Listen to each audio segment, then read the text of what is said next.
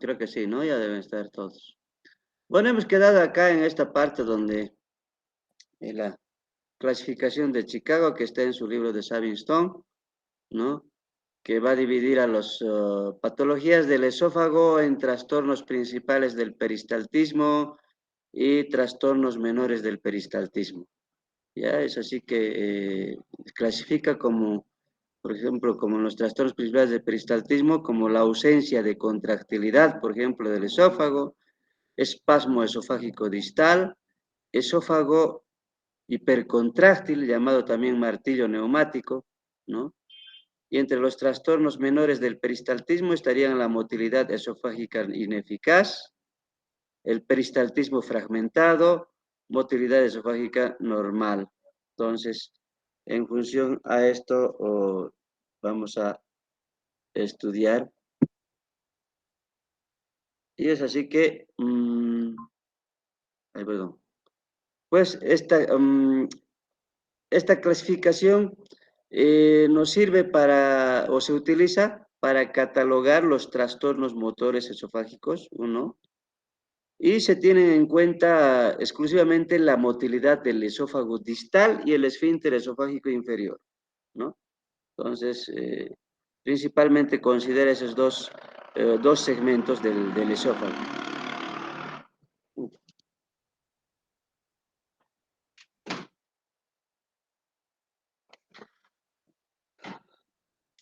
Con esto se revisarán también 4 grupos de anormalidades del esófago, anormalidades motoras, que vienen a ser la acalasia, ¿ya? Vamos a describirlo más después, en qué consiste cada uno de estos.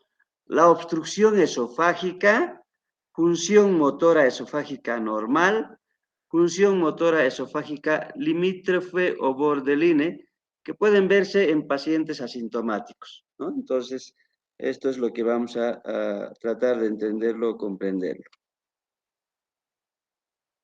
Y para estudiar todo lo que es el esófago, primero vamos a ver qué estudios podemos solicitar nosotros. Ya en patologías esofágicas, eh, vamos a considerar cuáles son los estudios más importantes que debemos solicitar, ¿no? Como médicos nosotros.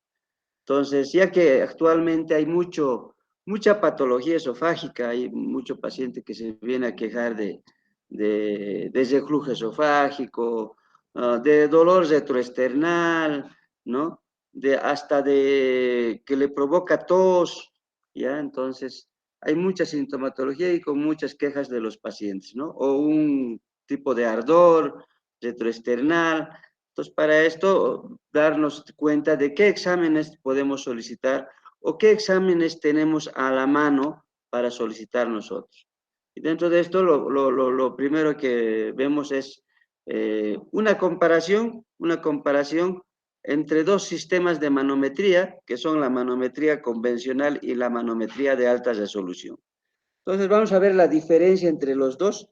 Casi siempre en problemas esofágicos, en problemas de contractilidad principalmente, vamos a solicitar una manometría esofágica, ¿no? Solicitamos manometría esofágica, ¿no? Porque hay pacientes, por ejemplo, psiquiátricos que pueden tener alteraciones de este tipo de patologías, entonces, para descartar cualquier problema y no estemos operando o trastornos que no competen quirúrgicamente o cirugía, estemos operando entonces solamente alteraciones motoras hasta por causas psiquiátricas, ¿no? Entonces, es así que esta viene a ser la manometría convencional, esto debe haber en el gastroenterológico, no sé si tendrán esta manometría de alta resolución, no sé la verdad, no he podido averiguar eso. Pero el gastro es el único que hacen también puede ser que haya ya en Univalle y alguna otra clínica ya más eh, exclusivamente de atención gastroenterológica, ¿no? Pero en el gastro tengo la seguridad de que hay esta manometría convencional. Entonces, vamos a ver en qué consiste y esta es la manometría de alta resolución. Perdón, ¿hola?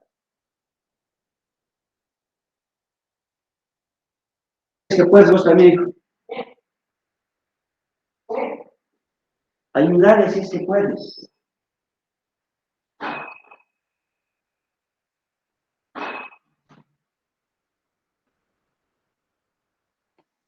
Bueno, mil disculpas, chicos. Les decía que hay estos dos tipos de manometría. Una manometría convencional, que vendría a ser esta, y una manometría de alta resolución, que vendría a ser esta. ¿Ya? Entonces vamos a ver la diferencia que existe entre los dos. Hablamos de lo que es la manometría convencional. Bueno, esta manometría es de gran utilidad desde hace muchos años, 40 años quizás, ¿no? Entonces, la diferencia está en que esta manometría utiliza 5 transductores ubicados en el esfínter esofágico inferior, a 5 centímetros del esfínter esofágico inferior, a 10 centímetros, a 15 centímetros y a 20 centímetros del esfínter esofágico inferior.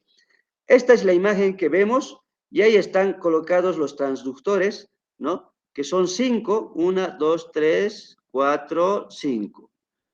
5 transductores, perdón, y que cada una de estas va a dibujar un trazo. Vean estos trazos, ¿no ve? Cada una de estas va a dibujar un trazo, ¿ya? Entonces, eso es la manometría convencional, ¿no? Que están distribuidas de esa manera. Pero no se registra en forma simultánea todos los componentes del esófago. Vale decir que no se registra en forma simultánea todos los componentes del esófago, ¿no? ¿Qué va a evaluar? Evalúa la actividad motora del esófago y de los esfínteres, principalmente del esfínter esofágico inferior, ¿no ve? Va a evaluarnos esa actividad motora del cuerpo del esófago y del esfínter esofágico inferior, ¿ya? Entonces, es útil esto en problemas de disfagia, por ejemplo, ¿no? Hay pacientes que se van a quejar de disfagia, de dolor al pasar el alimento líquido o sólido, entonces pueden presentar disfagia. En estos pacientes sí podemos solicitar una manometría. Tiene una duración del estudio entre 15 a 20 minutos. Vean qué rápido se hace este estudio, ¿no? Entonces, esta es la manometría convencional. Ahora vamos a ver la manometría de alta resolución. ¿Cuál es la diferencia con esta? Primero seguimos. ¿Cómo es que se hace, no? Entonces, generalmente se coloca por la vía nasal. Vamos a ver esta es, ¿no? Se coloca por vía nasal, ¿no? A veces, indicándole al paciente que trague agua para facilitar el ingreso hacia el esófago. Es como colocar una sonda nasogástrica, chicos. Cuando colocamos la sonda nasogástrica, a veces es necesario hacerle tomar sorbos de agua para ayudar a pasar hacia el esófago y no hacia la garganta, ¿no? Perdón, no hacia la tráquea, ¿ya? Entonces, para eso se indica que tome sorbos de agua, ¿ya? Entonces, ahí está, se coloca por vía nasal, ¿no? Es una sonda plástica flexible de unos 2-3 milímetros de diámetro con anestésico local. Igual que la sonda nasogástrica, igual con un anestésico gel se va a colocar. Para facilitar el paso a la garganta, se suele dar un poco de agua, ¿no? Como les he indicado. Una vez colocada la sonda, se conecta a un aparato que transmite toda la información hacia un ordenador, ¿no ve? Entonces, durante la prueba se retira despacio la sonda, ¿no? Hay que retirar en forma despacio la sonda para ir realizando los distintos estudios, ¿no ve? Entonces, como hemos dicho que no simultáneamente va a estudiarlos, entonces se retira para hacer los distintos estudios. Algunas veces sin tragar y otras tragando pequeños sorbos de agua, ¿no? Con ello se visualiza la actividad motora del esfínter esofágico inferior, del cuerpo del esófago, esfínter esofágico superior y faringe, ¿no ve? Entonces, eso es lo que va a medir, ¿ya? La duración total de este estudio no suele ser más de 15 a 20 minutos. Entonces, eso es la manometría esofágica convencional, chicos. ¿Alguna pregunta sobre esto?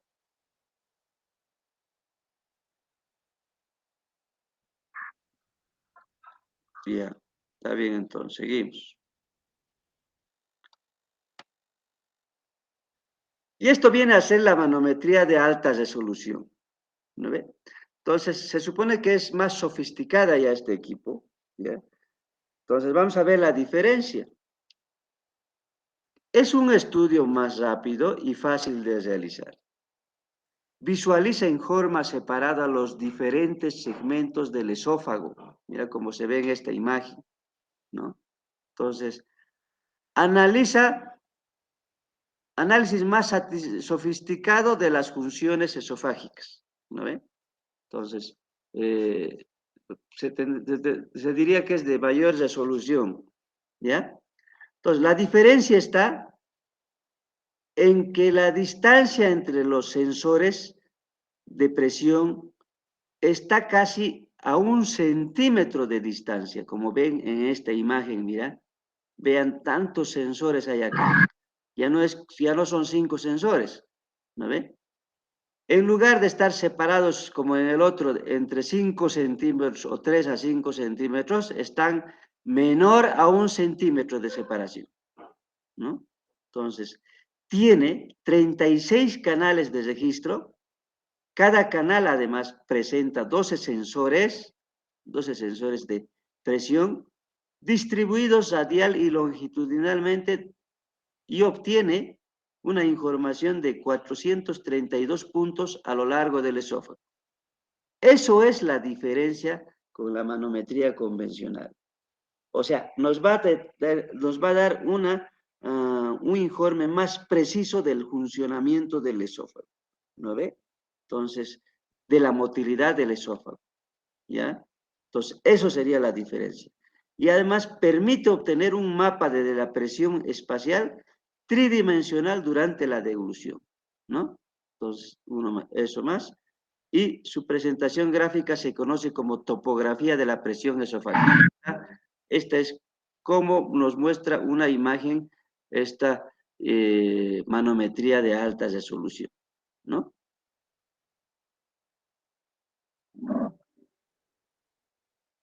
Entonces, la manometría es diagnóstica para pacientes con trastornos de motilidad esofágica, ¿ya? Muchas veces los motivos de consulta son vagos e inespecíficos en los pacientes. O sea, a veces nos vienen no con algo claro de los síntomas los pacientes. Entonces, por tanto, es necesario realizar este estudio de manometría esofágica, y además también es importante completar los estudios, ¿no? Principalmente de los sistémicos, ¿ya? De los diferentes sistemas, como ser cardíaco, respiratorio, por ahí tiene úlcera péptica el paciente, y algunas patologías pancreatobiliares, que podrían ser o similar o sea, asemejar los síntomas de un problema esofágico, ¿no? Entonces, por esa razón hay que hacer siempre una buena historia clínica y completa, ¿ya? Siempre hay que prestar atención a los síntomas sistémicos de los trastornos del tejido conjuntivo, por ejemplo. Por ejemplo, un paciente que tenga esclerodermia, ya que en estos pacientes el tratamiento quirúrgico podría ser peor que la solución. Entonces, es necesario realizar un examen completo de todo lo que podría tener un paciente, ¿no?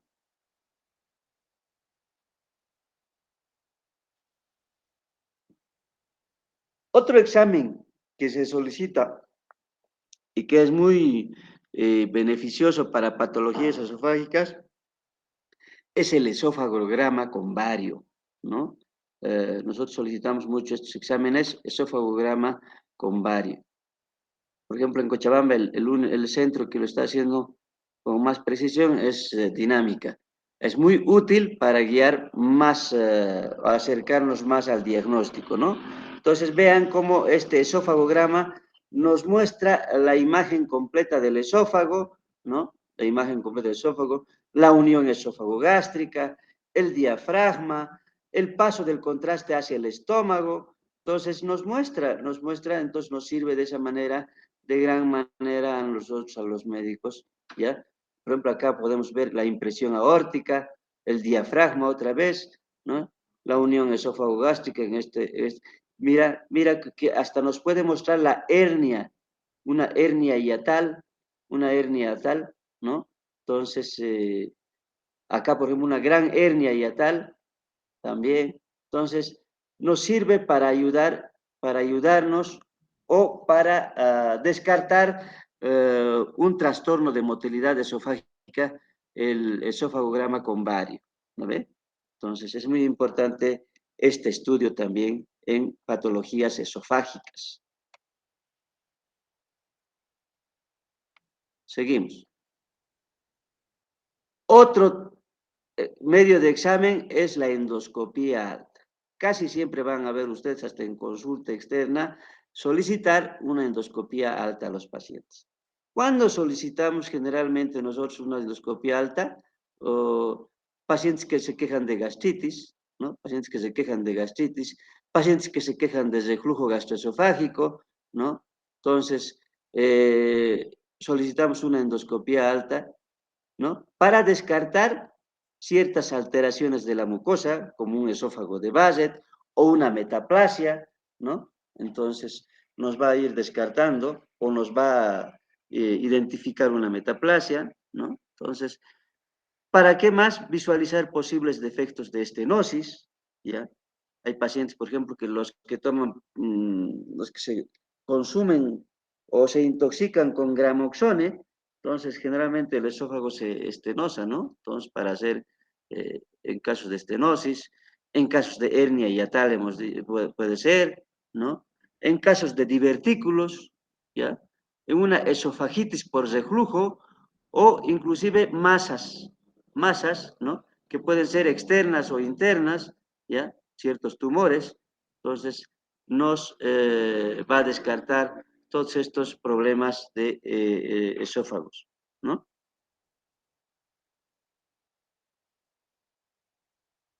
¿Qué más podemos solicitar nosotros? En ocasiones solicitamos una TAC. Generalmente en problemas de descartar de neoplasias malignas, ¿no?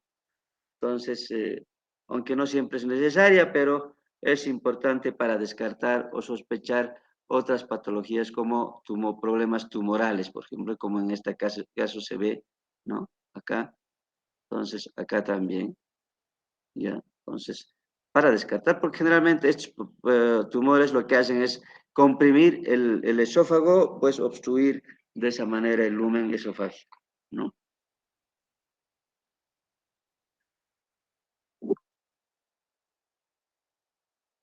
Otro examen que generalmente solicitamos en patologías esofágicas es la pH-metría, ¿no? pH-metría. Principalmente esto va a valorar la acidez del estómago y el esófago, ¿no? Para descartar otras enfermedades, ¿no? Entonces, la pH-metría también es importante solicitar. Principalmente es pacientes que se quejan de ardor retroesternal, ¿no?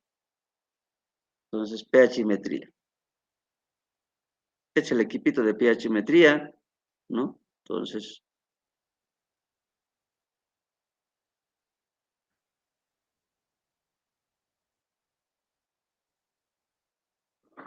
bueno, en resumen, son principalmente unos cuatro exámenes que puedes solicitar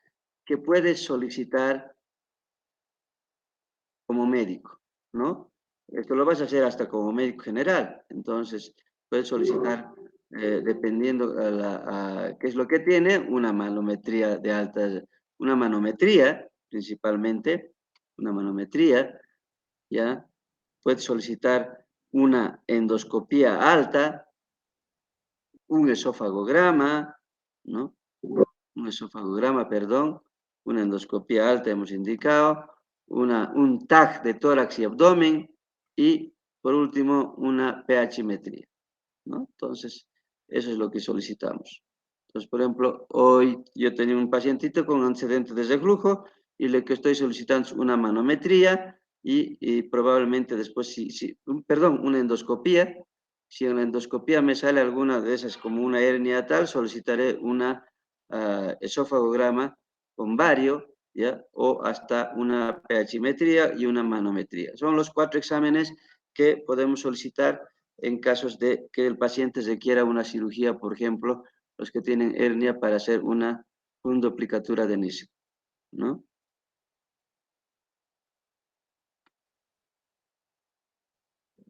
Bueno, entonces, ya teniendo en cuenta todo qué tipo de exámenes podemos solicitar, vamos a entrar a las patologías esofágicas, ¿no?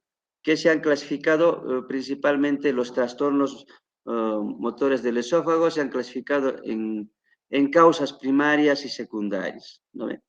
Las primarias vienen a ser la acalasia, ¿ya? El espasmo esofágico difuso, esófago en cascanueces o martillo neumático, esfínter esofágico inferior hipertenso, ¿ya? Motilidad esofágica ineficaz, ¿no ve? Entonces, vamos a ver en qué consiste cada uno de estos, qué exámenes se le puede solicitar en cada uno de estos y qué tratamientos le podemos ofrecer en estos casos, ¿no ve? Entonces, igualmente acá, en las secundarias, que generalmente es resultado de lesión progresiva provocada por trastorno subyacente del colágeno vascular o neuromuscular. Acá vienen lo que son las esclerodermias, la dermatomiositis, polimiositis, lupus eritematoso sistémico, enfermedad de Chagas, miastenia graves, ¿no? Miastenia grave o gravis también, ¿ya? Entonces, eso es lo que vamos a ver, ¿ya? O por lo menos saber diferenciar las enfermedades estas sistémicas o del tipo de trastornos colágenos, entonces, de estas que son las primarias. Entonces, una clasificación de este tipo se dice que no es muy útil para interpretar los resultados manométricos, ni para guiar las estrategias de tratamiento. Entonces, se prefiere un enfoque anatómico para clasificar los trastornos motores del esófago, teniendo en cuenta la afectación principalmente del cuerpo del esófago y el esfínter esofágico inferior. Estos son los dos sitios, los dos segmentos más afectados cuando se trata de trastornos motores del esófago, ¿no? Y viene a ser la base para comprender la manometría esofágica básica y clave para guiar el tratamiento quirúrgico. Entonces, viene lo que es la primera, el primer trastorno de la motilidad del cuerpo del esófago, ¿ya?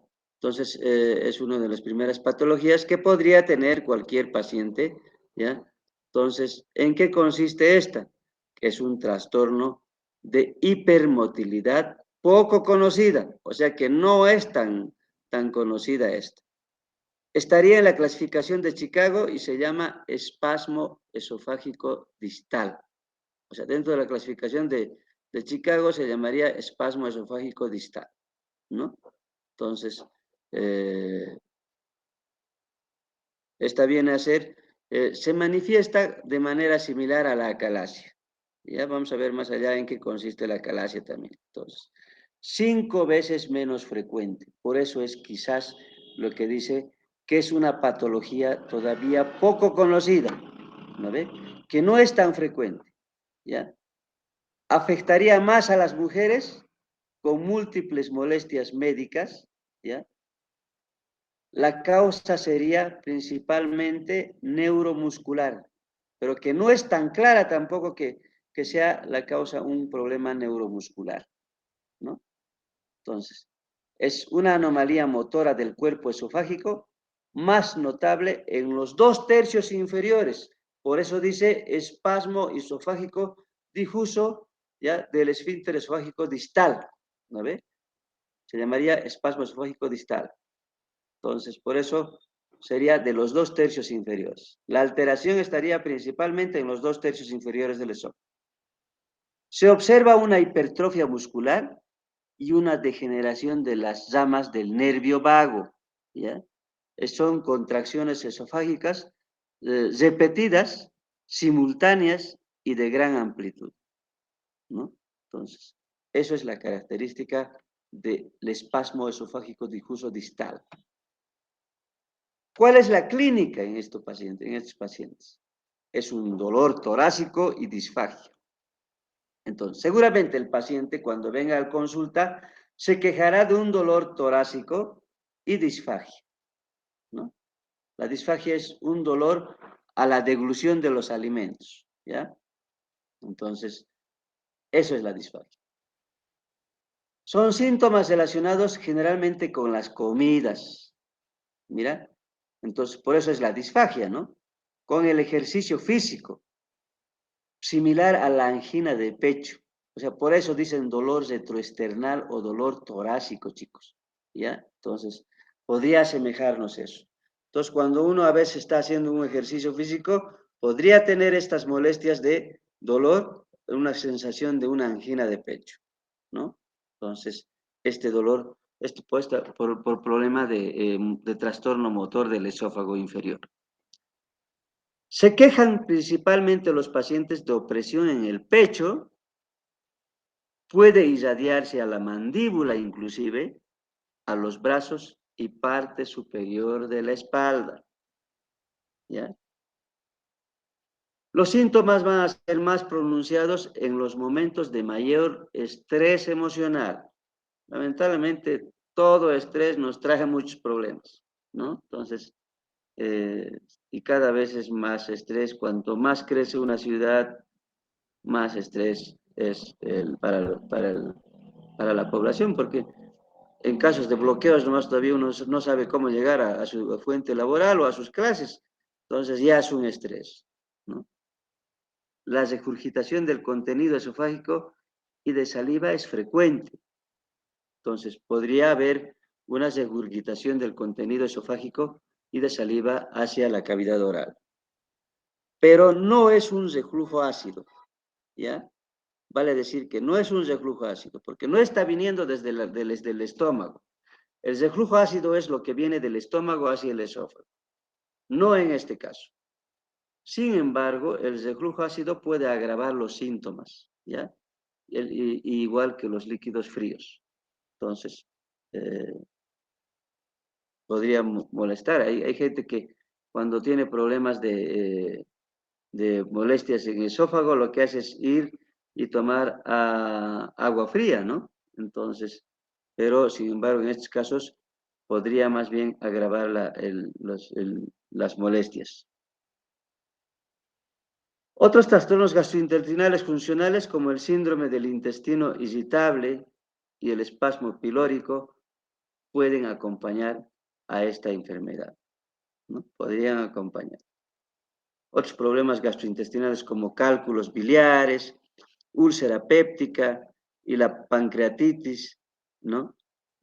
Podrían desencadenar también, o podríamos confundir con estas patologías. Siempre hay que, por eso dice que a cualquier paciente hay que tratar siempre de hacer un examen general completo, ¿no? Tanto a la anamnesis como al examen físico, para descartar o orientarnos otras patologías que podría tener el paciente y no solamente problema de esófago. No directamente irnos a la patología esofágica, sino también hay que buscar siempre otras patologías que podrían asemejar o simular la sintomatología esofágica. ¿Cómo hacemos el diagnóstico de este esfínter esofágico difuso? ¿Cómo hacemos el diagnóstico? Lo hacemos mediante exámenes radiológicos y manométricos. Entonces, mediante los exámenes radiológicos vamos a solicitar un esófagograma. Entonces, ¿qué nos va a mostrar el esófagograma? Vean qué nos muestra, ¿no? Una imagen que se asemeja a un sacacorchos o una imagen en pseudodivertículos, ¿no ve? Entonces, causada por esas contracciones terciarias, ¿no? Que va a indicar una enfermedad avanzada. Entonces, esto ya es anormal, ¿no? Ya no es normal este esófagograma, ¿me entiende? Entonces, solicitamos un esófagograma. También puede observarse un estrechamiento distal en pico de pájaro, como se ve acá, ¿no ve? Por este peristaltismo anormal, ¿no? Entonces, eso vendría a ser la característica del espasmo esofágico difuso, ¿ya? En el espasmo esofágico difuso. Entonces, eso es la forma de diagnosticar. ¿Qué más podríamos solicitar en esta patología? Vamos a solicitar una manometría. ¿Y cuáles son los hallazgos en esta manometría? Contracciones multipico, simultáneas, de gran amplitud mayor a 120 milímetros de mercurio y de larga duración mayor a 2.5 segundos, ¿no? Entonces, la manometría. Contracciones irregulares que se producen después de más del 10% de degluciones acuosas, ¿no? ¿Ya? Entonces, igual. Contracciones espontáneas y peristaltismo normal intermitente. La manometría estándar puede no ser suficiente para identificar el esfínter esofágico difuso. O sea, vale decir que la manometría convencional probablemente no nos sea tan útil, ¿no ve? Pero sí la manometría de alta resolución. La correlación entre las quejas subjetivas y la evidencia del espasmo, ¿no? En los trazados manométricos también es una evidencia convincente de esta enfermedad, ¿no? Entonces, eso es importante en estos pacientes.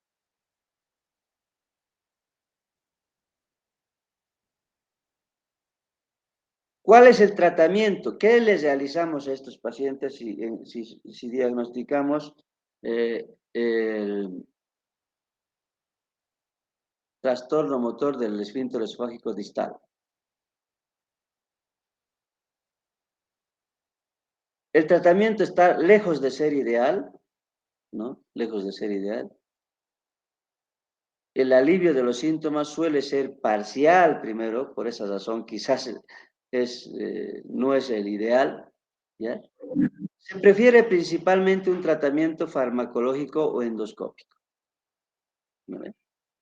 En todos ellos se va a evaluar el estado psiquiátrico, la depresión, trastornos psicosomáticos y la ansiedad, ya que estos cuadros o estas alteraciones en cada paciente, podrían provocar ese problema de trastorno esofágico distal, ¿no? O espasmo esofágico difuso, ¿ya? Por esa razón, dice que se debe descartar estos problemas de psiquiátricos, depresión, trastorno psicomotor y ansiedad, ¿no?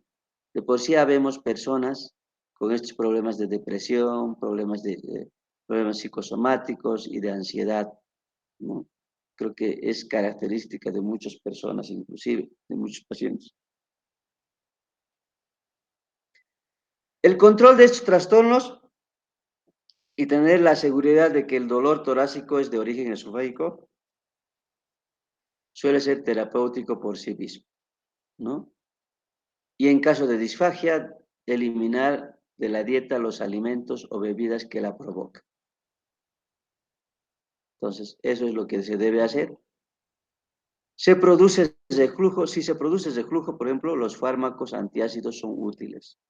Dentro de estos antiácidos podemos tener esos protectores gástricos como el omeprazol, pantoprazol, esomeprazol, inclusive la ranitidina, que está a la mano, ¿no? Entonces, podemos usar cualquiera de esos medicamentos. Nitratos, antagonistas de calcio como la nifedipina, sedantes, anticolinérgicos, pueden ser eficaces en algunos casos, no en todos.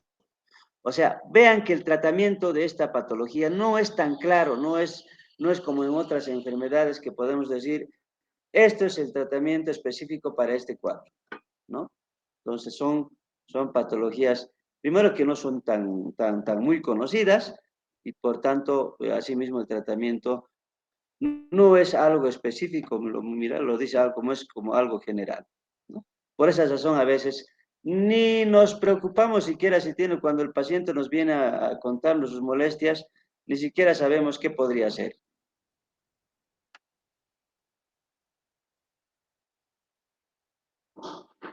Dentro de los nitratos antagonistas de calcio hemos dicho, perdón, ¿no? Sedantes anticolinérgicos pueden ser eficaces en algunos casos, ¿no? En algunos casos puede ser también la menta, puede proporcionar alivio sintomático temporal, la menta. Otra cosa que se puede hacer es dilatación del esófago con bujías de 50 a 60 French, que va a aliviar en casos de disfagia, ¿no ve? ¿Qué es la disfagia? Es la dificultad de deglutir, la dificultad del paso de los alimentos por el esófago.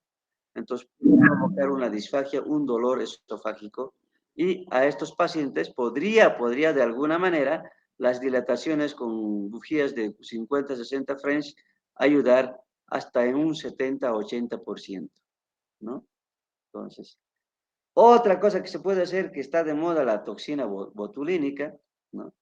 La toxina botulínica también podría ayudarnos, ¿no? Se han probado con cierto éxito, pero los resultados no son sostenibles, ¿no? Los nitratos y los antagonistas de calcio, sedantes y anticolinérgicos pueden ser eficaces en algunos casos. O sea, no hay nada específico en este cuadro, ¿no? Que se pueda decir, esto es el específico para el tratamiento de esto.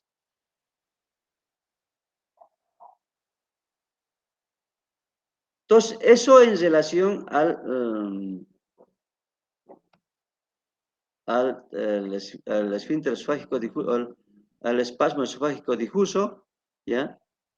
Y en la cirugía, pues, no creo que sea necesario la cirugía en estos pacientes, ¿no? Es sería muy arriesgado, pero quizás sería peor que la solución, la cirugía. Pero, dice la literatura, indica en pacientes con dolor torácico incapacitante. Ya, pero ya esto sería una cosa seria, ¿no? Disfagia que no haya respondido al tratamiento médico y endoscópico. Bueno, otro. En ese caso sí, podría ser por un problema de estenosis, qué sé yo. Presencia de un divertículo por pulsión del esófago torácico. Ah, claro, en estos casos sí, la cirugía ya sería lo más recomendado. Una esofagomiotomía larga. Este vendría a ser el tratamiento quirúrgico, ¿no? Entonces, es como hacer la cardiomiotomía de Heller, más o menos esta, ¿ya? Es una esofagomiotomía larga. Se seccionan todas las fibras musculares, dejándose la capa muscular, la capa mucosa exclusivamente. ¿Para qué? Para dilatar ese esófago, ¿no? Porque probablemente estas alteraciones de la contracción, para evitar, entonces se haría una esofagomiotomía larga, ¿no? A través de una toracotomía izquierda o una técnica asistida por video laparoscopía a través del abdomen y al lado derecho del tórax, ¿ya?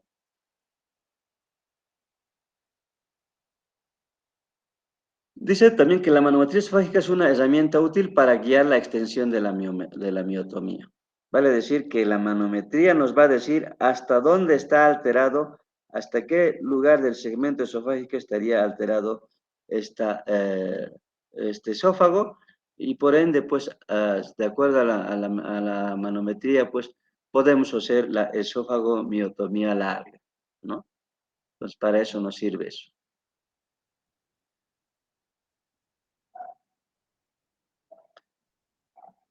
Algunos cirujanos defienden la extensión de la miotomía hacia arriba hasta la entrada torácica, ¿no? La mayoría están de acuerdo en que la extensión proximal debe ser lo bastante alta para abarcar toda la longitud de la motilidad anormal, como se determina mediante mediciones manométricas. Distalmente, la miotomía se extiende hacia abajo hasta el esfínter esofágico inferior, pero la necesidad de incluir el estómago no se ha acordado de manera uniforme. O sea, vale decir que la esófagomiotomía solamente debe ser hasta el esfínter esofágico inferior hacia la parte distal y hacia la parte cefálica hasta donde nos diga, hasta donde nos determine la manometría esofágica, ¿no? Entonces, por eso habla de una esofagomiotomía larga, chicos, ¿ya? En la cirugía.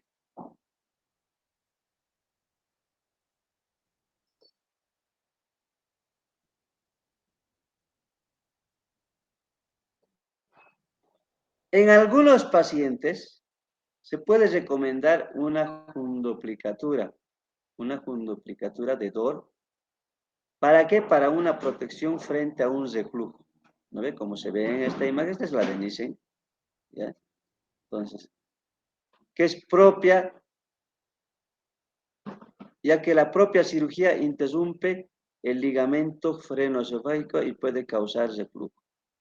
¿No ve? Entonces, eso podría hacerse, ¿no? Los resultados de la esofagomiotomía larga son variables, pero no se ha observado alivio de los síntomas hasta un 80% de los pacientes. Mira, a pesar de la cirugía de la esofagomiotomía, entonces no se resuelve en todos los pacientes el problema, ¿no? Entonces,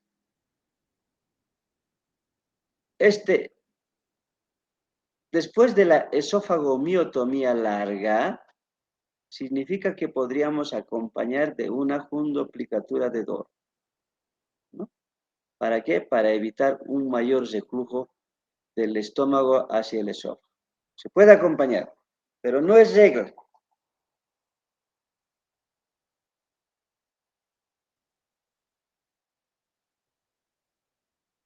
Esta es la forma de realizar la fundoplicatura de Dor, ¿no? Entonces, es la fundoplicatura de Dor. Para decir de 180 grados, ¿ya? Fundoplicatura de Dor.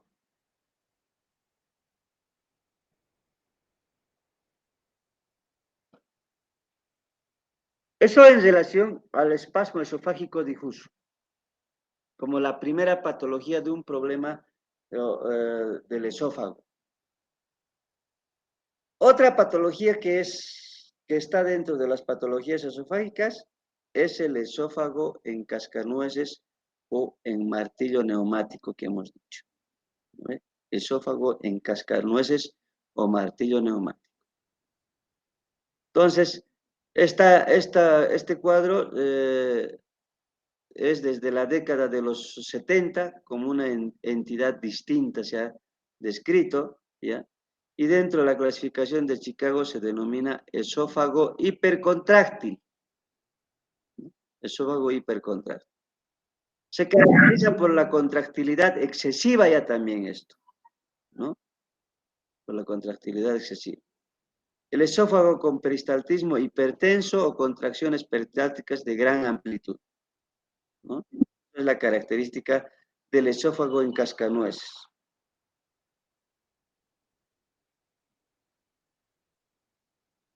Entonces, ¿qué vamos a ver en estos pacientes? Generalmente se va a observar en pacientes de todas las edades, podemos ver en pacientes de todas las edades. Puede afectar a los dos sexos, tanto al femenino como al masculino, ¿ya? No hay preferencia por uno de ellos. Es más frecuente de todos los trastornos de hipermotilidad esofágica, ¿no?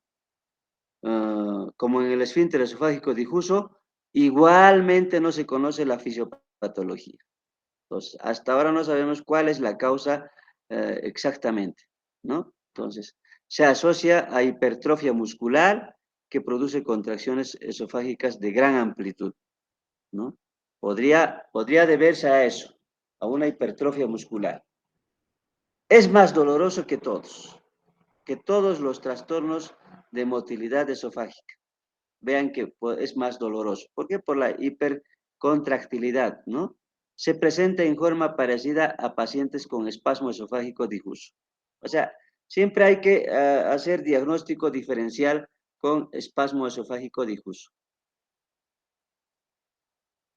¿Cuál es la clínica? ¿Cuál es la clínica? Estos pacientes, al tener mayor contractilidad, con seguridad va a haber más intenso el dolor torácico, ¿ya? Puede haber más disfagia o dinofagia más, ya dificultad al de la deglución, ¿no? Regurgitación y reflujos infrecuentes, ¿ya? Entonces, esa es la clínica que nos va a indicar el paciente, ¿ya? Entonces, ¿qué vamos a solicitar? Un esófagograma. ¿Qué nos va a revelar el esófagograma? Nos va a revelar, vean, como esta imagen en rosario, ¿no? Un esófago en rosario, ¿ya?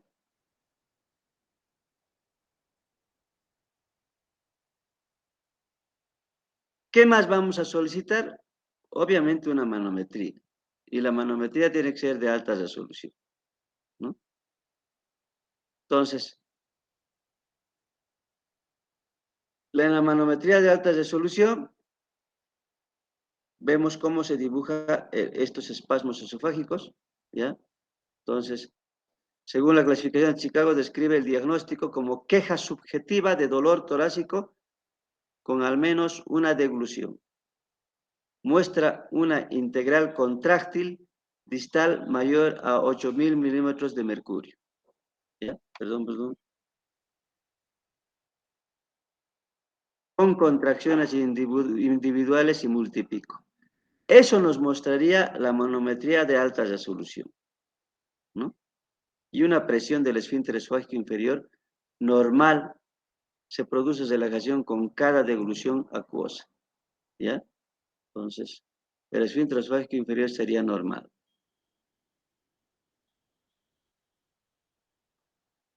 ¿Cuál es el tratamiento? El tratamiento principalmente es médico, aquí no es médico, ¿no? Puedes usar, como en el anterior cuadro, antagonistas de calcio, puedes usar nitratos, puedes usar antiespasmódicos, pueden ofrecer un alivio temporal durante los espasmos agudos, ¿no? Puedes hacer una dilatación con bujías igual, ¿no? Pueden tener factores desencadenantes, se les aconseja evitar la cafeína, el frío y alimentos calientes. La cirugía no hay, ¿no? No hay. Entonces, es de dudosa utilidad la cirugía.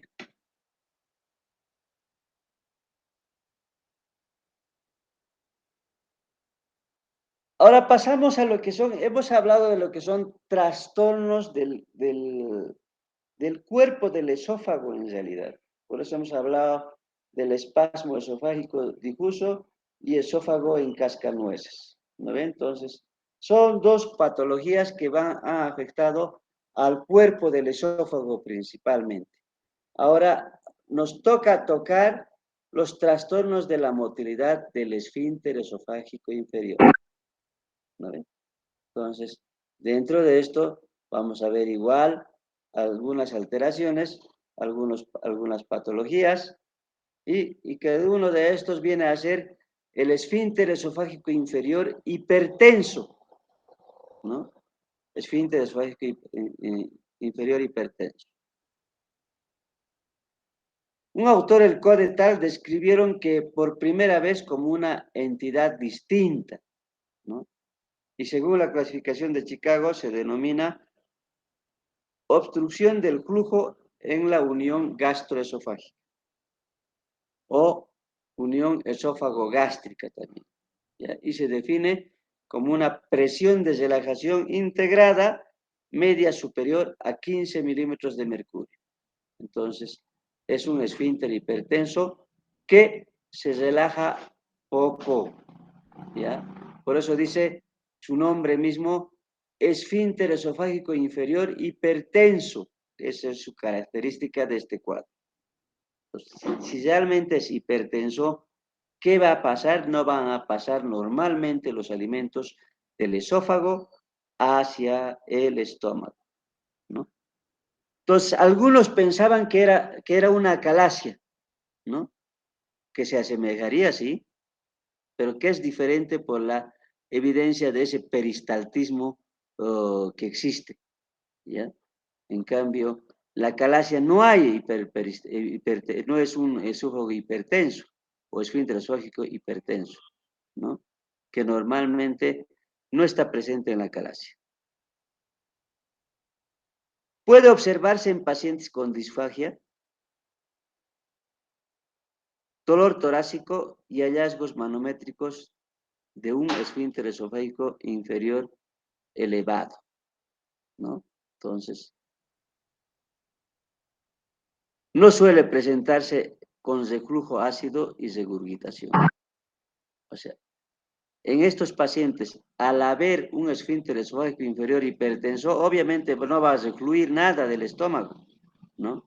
Lo que ocurre es que más bien la dificultad va a ser en el paso de los alimentos hacia el estómago.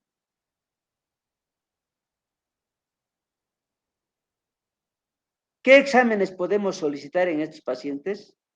Una manometría, ¿no? Una manometría convencional. Se observan presiones del esfínter esofágico inferior por encima de lo normal, mayor a 26 milímetros de mercurio.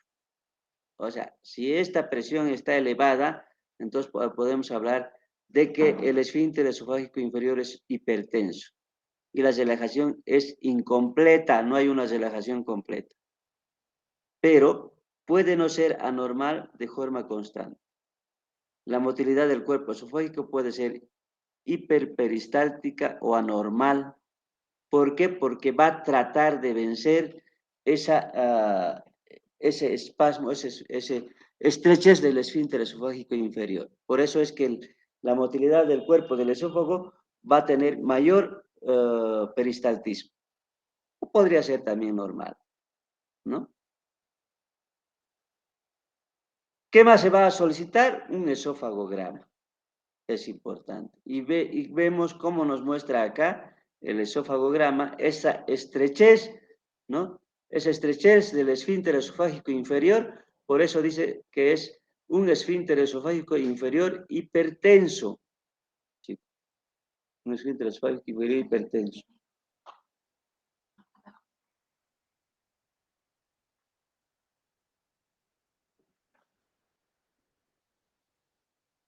Eso. Entonces, hemos dicho que se va a observar un estrechamiento en la unión esófago-gástrica, con retraso del flujo y anomalías de la contracción esofágica, pero son hallazgos inespecíficos también estos. Alrededor del 50% de las veces el peristaltismo del cuerpo esofágico es normal y en el resto son contracciones anormales, con formas de ondas peristálticas hipertensas o simultáneas. No se conoce igualmente bien la patogenia, no sé cuál va a ser la causa, pues tampoco se conoce bien, ¿ya? Entonces, pero la característica es que el esfínter esofágico inferior sea hipertenso.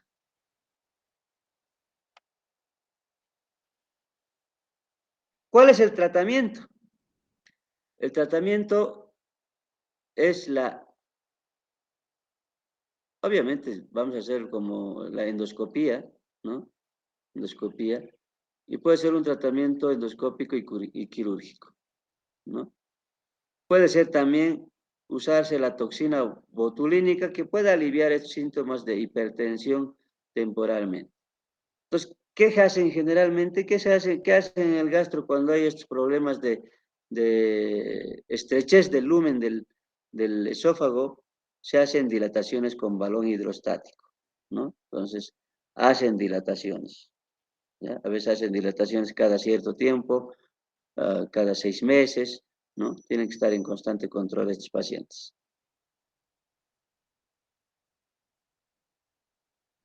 Dilataciones esofágicas es lo que hacen. En relación a la cirugía, se podría hacer una esófagomiotomía de Heller modificada laparoscópica, chicos.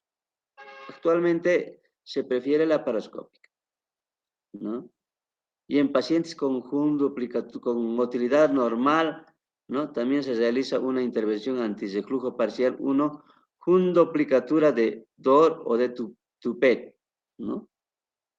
Recientemente algunos han defendido la miotomía endoscópica por vía oral, ¿no? Actualmente hay una pelea entre el cirujano y el gastroenterólogo actualmente. Por eso dice acá, recientemente algunos endoscopistas han defendido la miotomía endoscópica por vía oral, ¿no? Entonces, es cierto, los gastroenterólogos van a defender lo que hacen y nosotros los cirujanos vamos a defender lo que hacemos. Hay una disputa, pero seguimos ganando, creo, los cirujanos, ¿no? Seguimos haciendo nosotros esofagomiotomías de Heller y obviamente para evitar los reflujos podemos hacer acompañado de una jundoplicatura, ¿no? Entonces, eso es el tratamiento quirúrgico en estos pacientes, ¿ya? Entonces, por vía laparoscópica actualmente, hacemos por vía laparoscópica, no hace mucho hemos hecho una cardiomiotomía de Heller, ¿no? Principalmente esto es más indicado en pacientes con acalasia.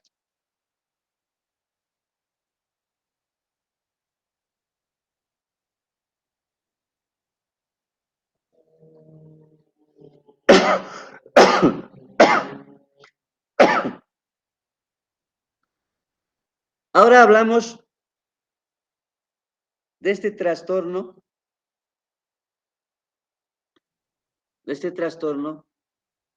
de la motilidad que afecta tanto al cuerpo como al esfínter esofágico inferior.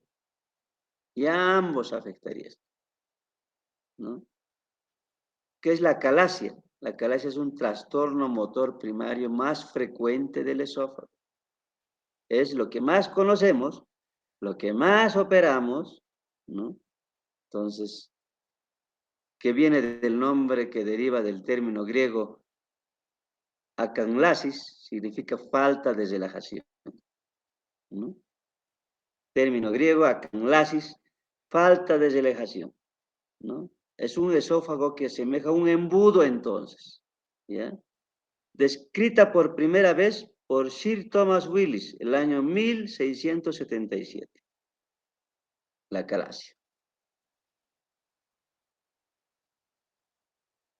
¿no? Entonces, chicos, quedamos aquí y continuamos a su retorno. ¿Cuándo retornan exactamente?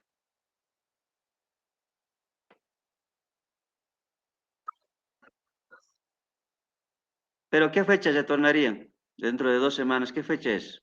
El 24, doctor. Buenas noches. Buenas noches, ¿cómo estás? El 24 retornarían. Lunes 24 es. ¿Tendría hasta qué fecha para terminar yo?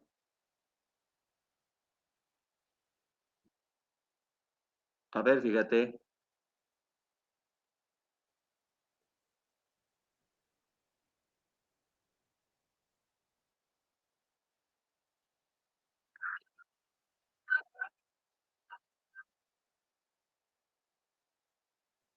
Hasta el 27 de julio. Ya. Entonces tenemos tiempo. Tenemos tiempo. Porque no es tanto tampoco, ya hemos avanzado hartito. Ahora, mañana es sábado. ¿Terminamos con este tema de acalasia más, porfa? ¿O suspendemos ahí?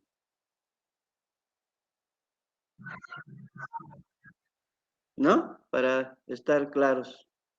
Ya, con esto más terminaremos entonces. Bueno, la acalasia es una patología que más conocemos. Yo creo que ustedes también han escuchado mucho. Hay mucha gente que se hace operar de esto, ¿no? Entonces es un cuadro más frecuente en relación a las patologías que hemos tocado, ¿no? Entonces no sé si ustedes han tenido la oportunidad de rotar por el gastroenterológico. ¿Alguno de ustedes? Sí, ¿no? ¿Con quién estás llevando?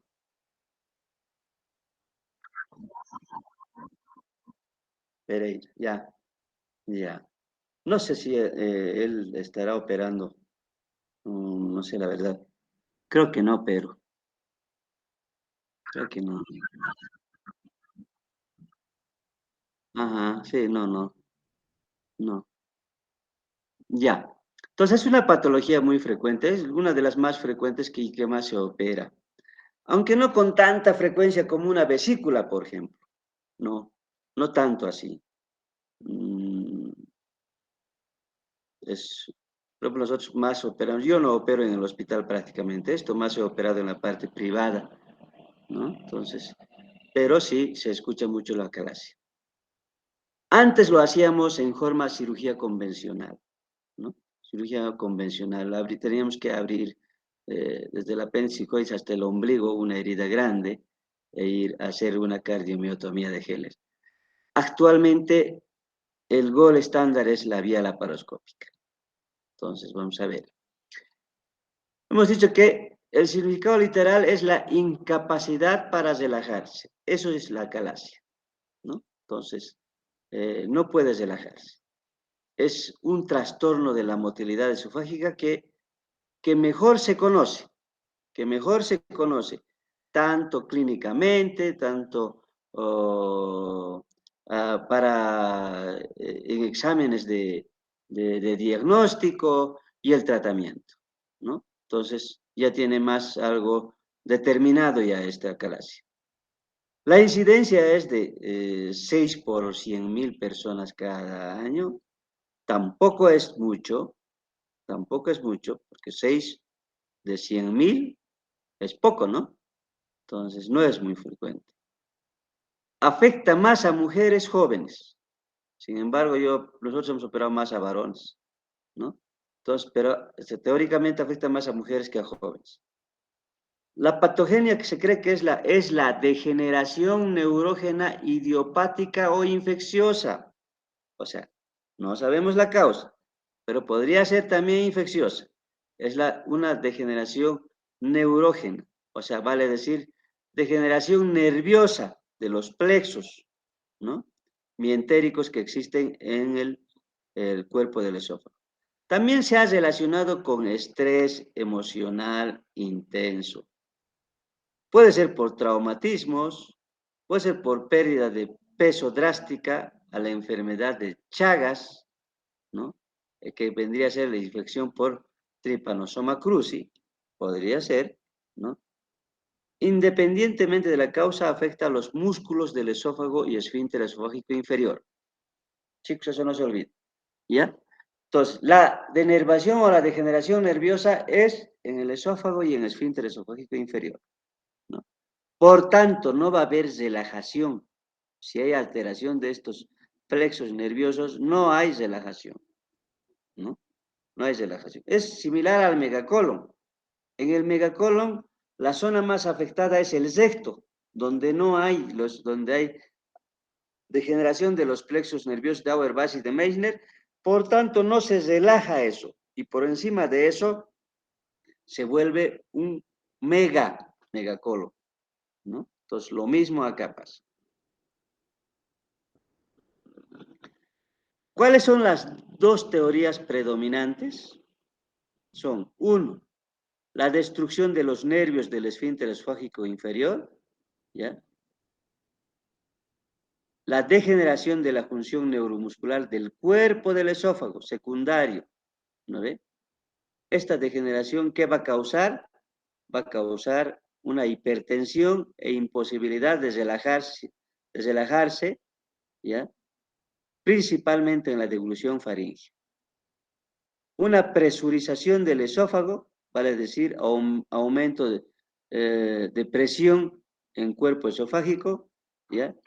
La dilatación esofágica y pérdida del peristaltismo progresivo, ¿no? O sea, con el tiempo va a perder esa capacidad de contracción normalmente, o sea, pierde su fuerza de contracción y por tanto se va relajando, se va dilatando por encima de la degeneración nerviosa.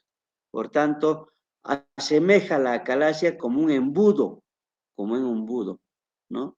Entonces, cuando hacemos una esofagograma, nos muestra como una imagen de embudo o se llama también una terminación en pico de pájaro, ¿no? Entonces, en pico de ave, perdón.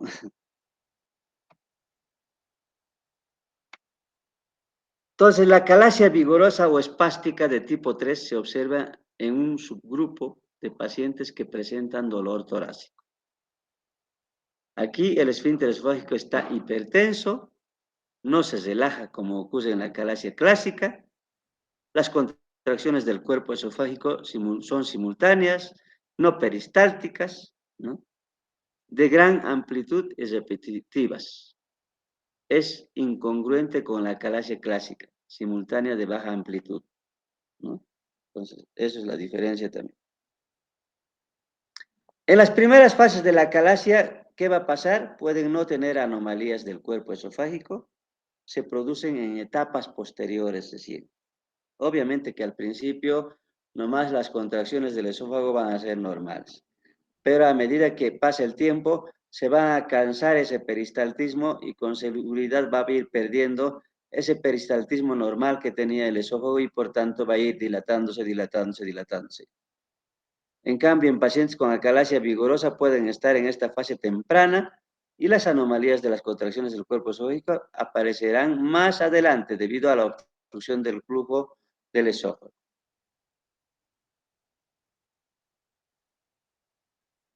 También se sabe que la acalasia es un trastorno premaligno, dice. Podría ser, ¿no? Podría ser.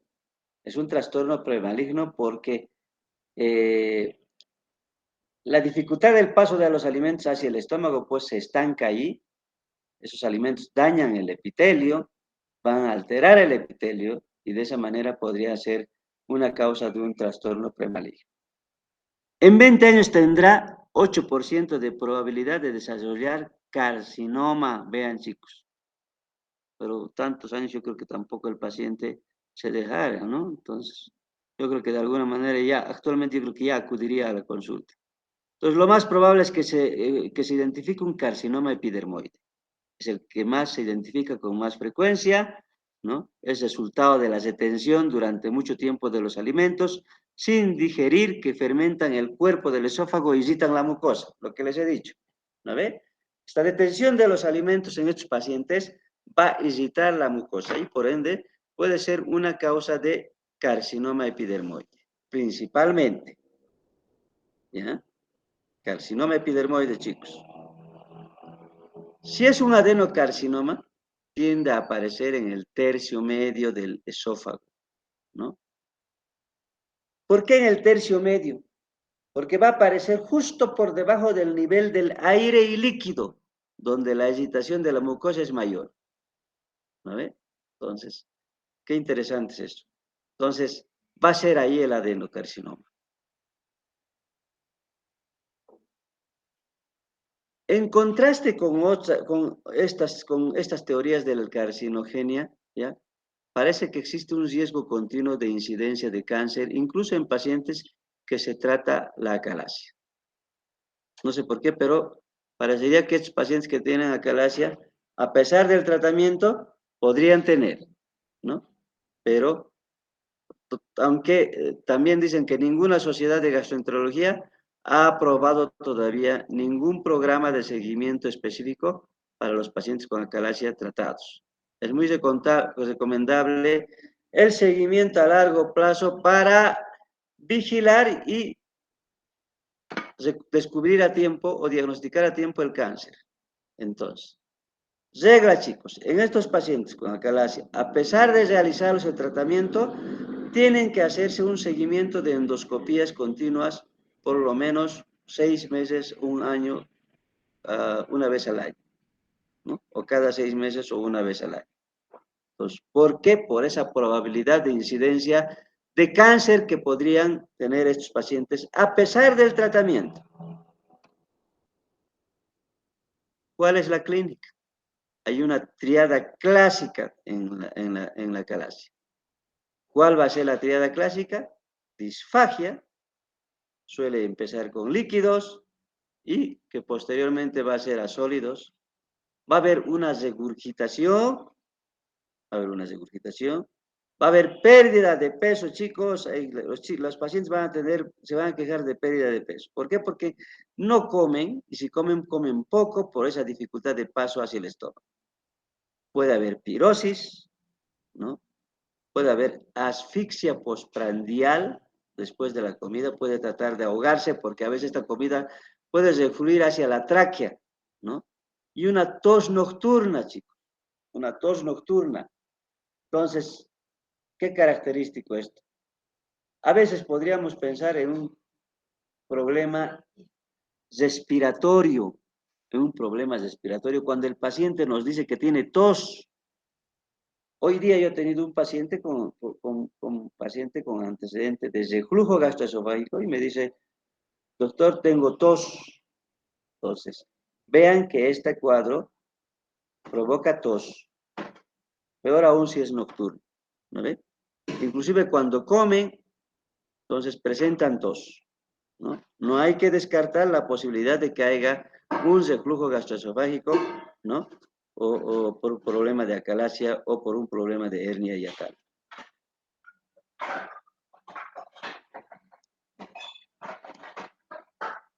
La mayoría de los pacientes describen al comer laboriosamente, ¿no? O sea, su digestión no va a ser tan sencilla normalmente como en una persona normal. Entonces van a ser personas que probablemente coman poco y esperen, ¿no? Entonces, o que solamente van a tomar líquidos, que no quieran comer cosas sólidas, entonces ya uno se da cuenta, ¿no? Entonces, la característica es que a veces comen muy despacio, utilizan volúmenes de agua para ayudarse a tragar, para ayudarse, ¿no? Para llegar al estómago los alimentos. Cuando el agua se acumula, aumenta la presión presentando dolor. Y este dolor se va a reflejar en un dolor retroesternal. Puede ser intenso, ¿no? Hasta que pase hacia el estómago. Recién va a aliviar cuando pasa hacia el estómago y se abra el esfínter esofágico inferior, ¿no? Si se estancan los alimentos en el esófago, ¿cuál va a ser la característica de este paciente? Probablemente tenga un olor fétido, sienta un olor fétido el paciente, con él mismo no está tranquilo, o hasta puede presentar mayor halitosis estos pacientes, ¿no? Entonces, a veces hay que aspirar frecuentemente a estos pacientes, ¿no? Por ese mal olor que presentan, ¿no? Por el estancamiento de los alimentos.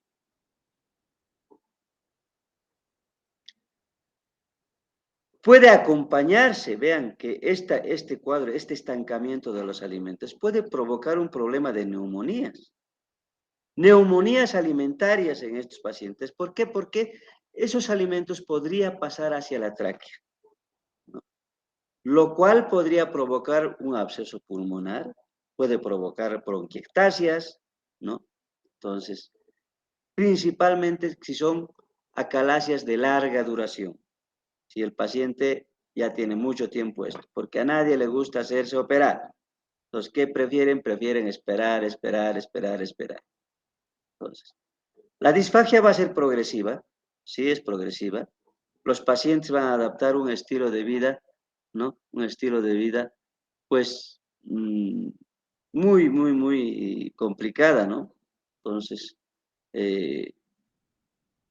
pues siempre tienen ese problema de comer, ¿no? Si les invitas difícilmente se van a aceptar, ¿ya? Y no buscan pues atención médica generalmente estos pacientes, ¿no? Recién van a ir a buscar cuando la sintomatología es muy severa, ¿no ve? Entonces es muy severa y van a sentir mucha molestia, ¿ya? ¿Cómo hacemos el diagnóstico? Hacemos mediante un esofagograma y una manometría, ¿no? Entonces, el esófagograma que nos va a mostrar, vean cómo nos muestra un esófago dilatadísimo, ¿no? Y una terminación en pico de ave, ¿no? Una terminación en pico de ave, ahí está, ver. ¿Ya?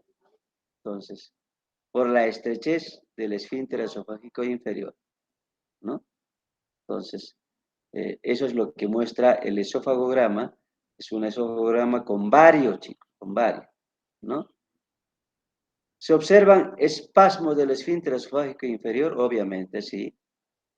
Lo cual va a retrasar el vaciado, ¿no? Retrasa el vaciado del alimento y por ende va a haber dilatación del esófago por esa misma retención del alimento.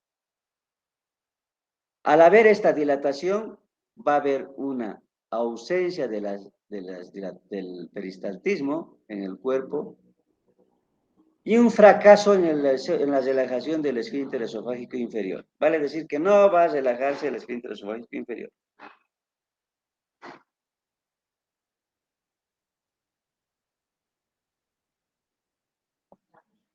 Dice, la ausencia de burbuja de aire gástrica es un hallazgo frecuente, ¿no? Resultado del esfínter esofágico inferior estrecho, que no permite que el aire pase fácilmente hacia el estómago.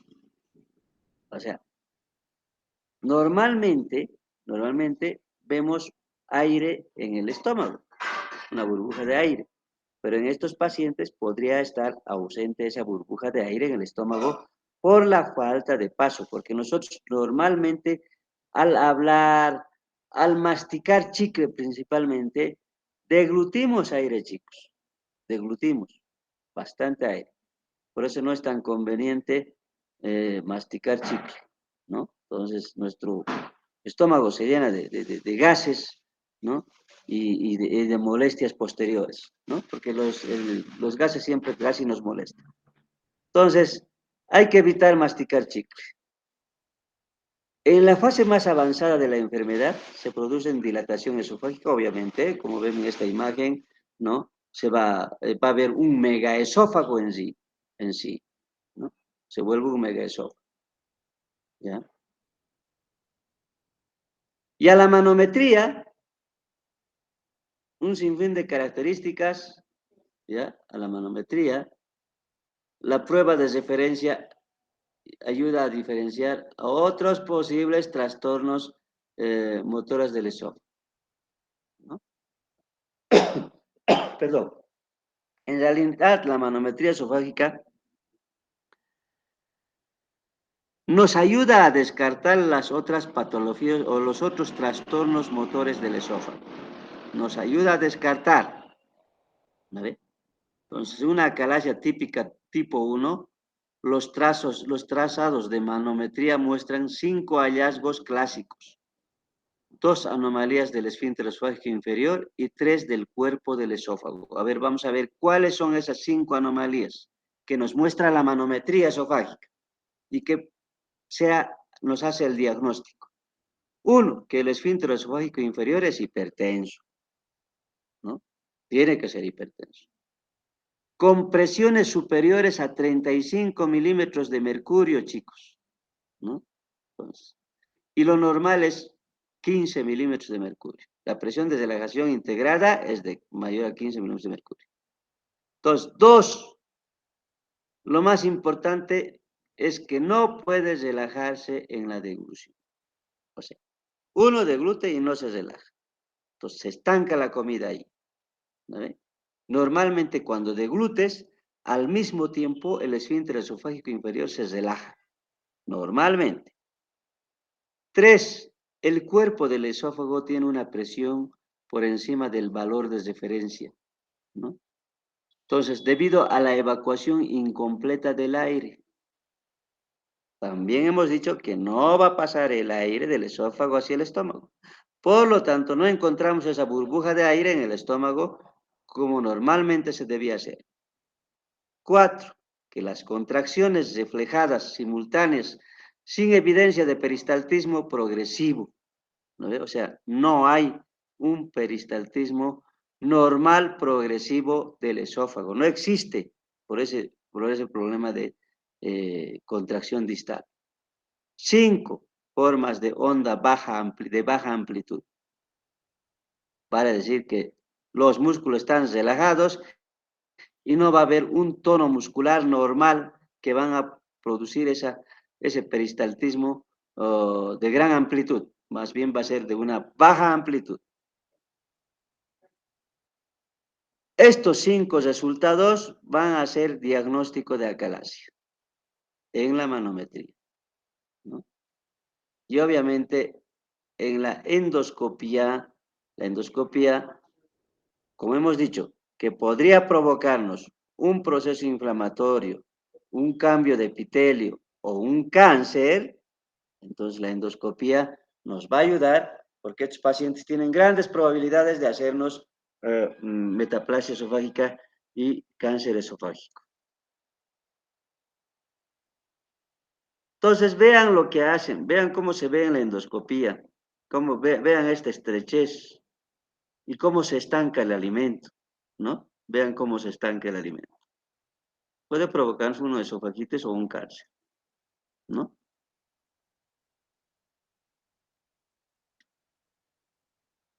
¿Cuáles son las opciones de tratamiento? Hay opciones de tratamiento quirúrgico y no quirúrgico, ¿no? Entonces, obviamente todas van a ir a aliviar o a tratar de aliviar esa obstrucción que está causada por el esfínter esofágico inferior, ¿no?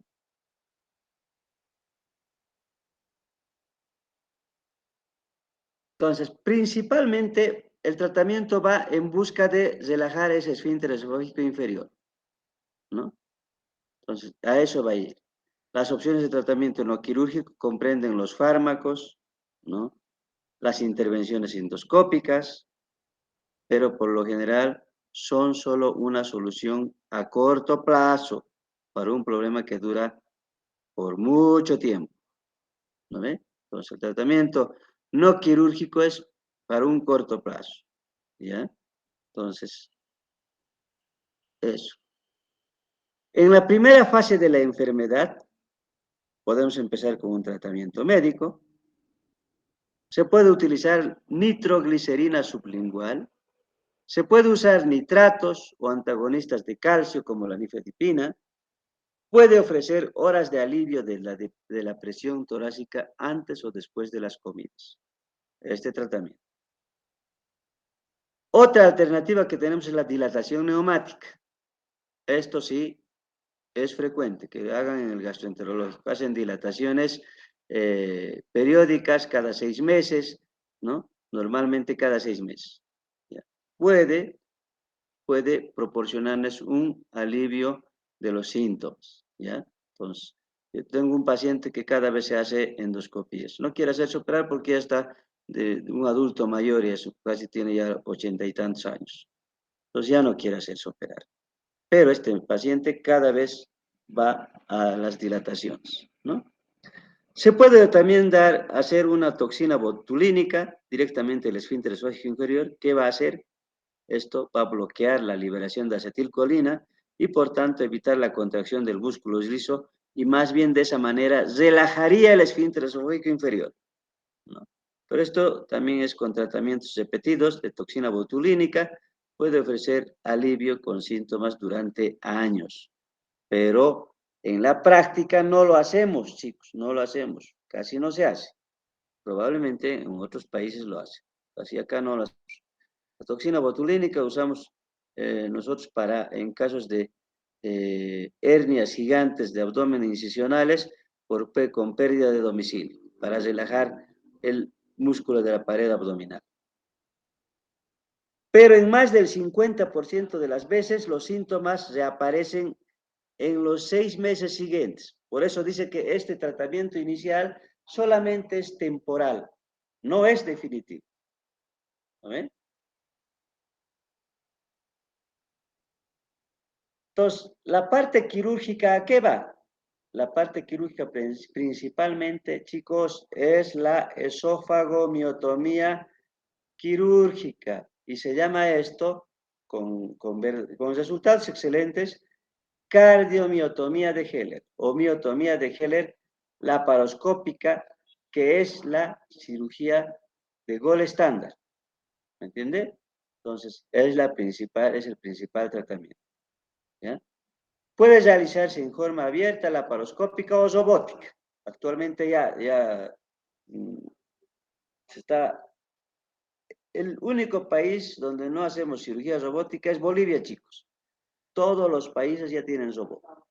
Todos los países vecinos, ¿no? Entonces, yo creo que somos muy, muy pobres que no podemos comprarlos, ¿no? Pero también el costo es muy elevado. Si una torre de laparoscopio está por los $400.000, peor que un robot, ¿no? Nunca van a comprar ninguna institución. Entonces,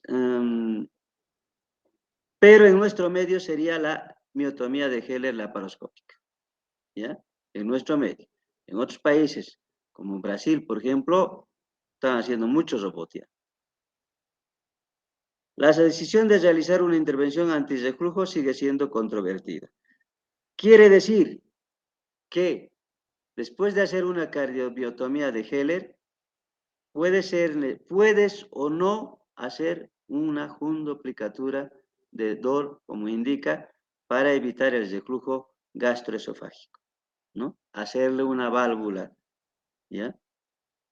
La mayoría de los pacientes que se someten a una miotomía experimentan algún grado de reflujo, sí. Por eso es que para evitar eso hay que probablemente hacerle una miotomía, una fundoplicatura de DOR o de TUPET, ¿no? Realizar una intervención antirreflujo parcial como una fundoplicatura de TUPET u DOR restaurará una barrera para el reflujo y disminuirá los síntomas posoperatorios. Entonces, algunos van a inclinarse a hacer una miotomía más una fundoplicatura, ¿no? Entonces, para evitar ese reflujo.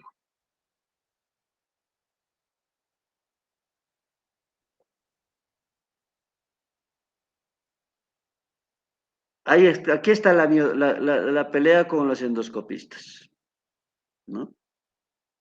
Recientemente nomás un colega, por ejemplo, creo que ha ido al Chile para ir a hacer biotomías endoscópicas.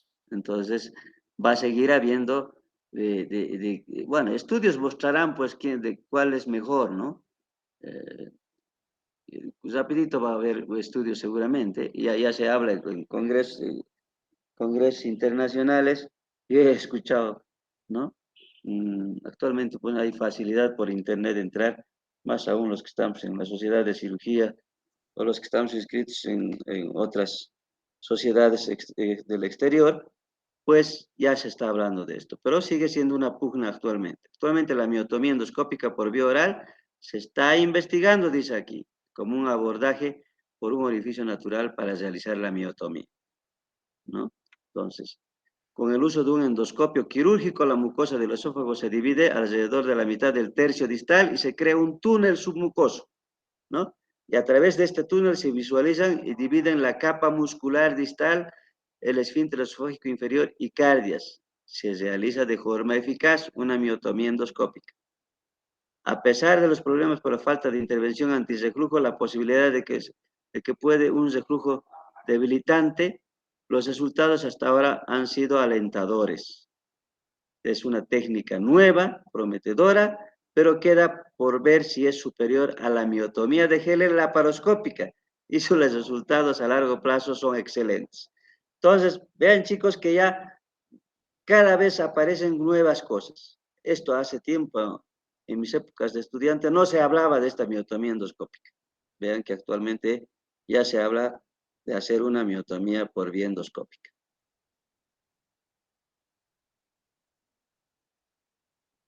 Entonces, los resultados de las técnicas médicas, intervencionistas y quirúrgicas apuntan a la cirugía como el tratamiento más seguro y eficaz de la acalasia. Entonces nos quedamos con eso, chicos. No les vamos a dar todavía validez a los gastroenterólogos, ¿ya? Entonces, sigue siendo el gol estándar la cardiomiotomía de Heller por vía laparoscópica, ¿no? Cuando se comparó la dilatación con balón con las inyecciones de toxina botulínica, se observó la remisión de los síntomas en un 89% frente a 38% de los pacientes al cabo de un año respectivamente, ¿no? Entonces, son estudios que han hecho. Y en los estudios realizados para comparar dilatación con balón y la cirugía, se han observado tasas de perforación de 4 y 1% y una mortalidad del 0,5% y 0,2% respectivamente. O sea, vale decir que la cirugía tiene menos complicaciones que la dilatación con balón, inclusive, ¿no ve? Entonces, los resultados se consideran excelentes en el 60% de los pacientes que se sometieron a dilatación con balón y 85% de los que se sometieron a cirugía. Vale decir que sigue siendo la cirugía la mejor opción. Sin embargo, más recientemente, en estudios controlados, autorizados de los European Achalasia Trial Investigadors, se observó que la dilatación neumático era equivalente a la miotomía de Heller laparoscópica y la fundoplicatura de Dor con tasas de éxito terapéutico 96 frente al 90% a los 2 años. Entonces, sigue siendo la laparoscópica más la fundoplicatura el tratamiento más recomendado para este tipo de patología. Mira, que se produjo perforación en 4% de los pacientes durante las dilataciones neumáticas. O sea, tampoco las dilataciones neumáticas son tan, ¿cómo se dice? Tan banales, ¿no? También se complican, ¿ya? Desgarros de la mucosa en el 12% durante la miotomía de Heller, laparoscópica, pero todos se separaron durante la operación. Eso es cierto. Nosotros también, al hacer una miotomía, nos hemos entrado hasta el esófago, pero ¿qué hemos hecho? Al rato lo hemos suturado, ¿no? Se sutura al rato y no pasa nada. Pacientes de corte de dilatación neumática tuvieron una tasa del 25% de redilatación para lograr el éxito del tratamiento. Los médicos deben seguir siendo cautos y vigilantes con pacientes con acalasia, incluso después de la intervención con éxito. O sea, nuevamente repetimos que estos pacientes sean manejados quirúrgicamente o resueltos quirúrgicamente, tienen que hacerse un seguimiento cada 6 meses mínimamente, ¿no? Entonces, hacerse endoscopías cada 6 meses, cada año, ¿no? Entonces, la obstrucción del flujo asintomático continuada dará lugar a la dilatación. Es adecuado el seguimiento estrecho de estos pacientes, ¿no? Eso en relación a la acalasia, chicos, que creo que es el tema más importante de lo que es los problemas de patologías esofágicas, ¿no? Entonces, aquí quedamos y nos quedamos en motilidad esofágica ineficaz. Entonces, me van a hacer recuerdo dónde hemos quedado. Jennifer. Hola. Sí, doctor. ¿Ya? Entonces,